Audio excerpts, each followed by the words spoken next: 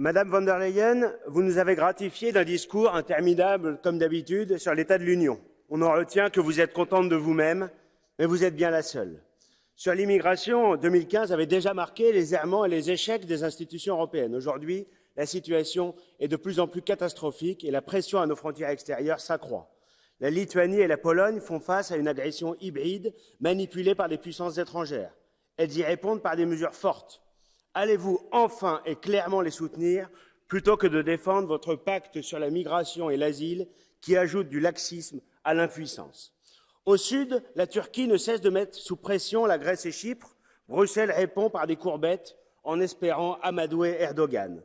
Aujourd'hui, nous risquons de subir des vagues de migrants provenant d'Afghanistan. La victoire des talibans, elle est d'abord l'échec spectaculaire de ceux qui pensaient que le modèle démocratique occidental était exportable n'importe où sur la planète.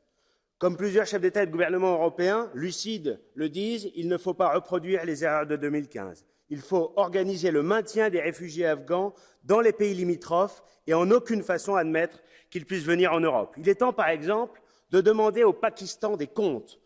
Le Pakistan, dont le régime est presque ouvertement islamiste, le Pakistan qui bénéficie d'avantages commerciaux et économiques de l'Union européenne et qui nous est donc redevable à ce titre-là. Madame von der Leyen, vous avez déclaré qu'accueillir des migrants afghans était notre responsabilité. Non, votre responsabilité, c'est d'assurer la stabilité de l'Europe et la sécurité des Européens.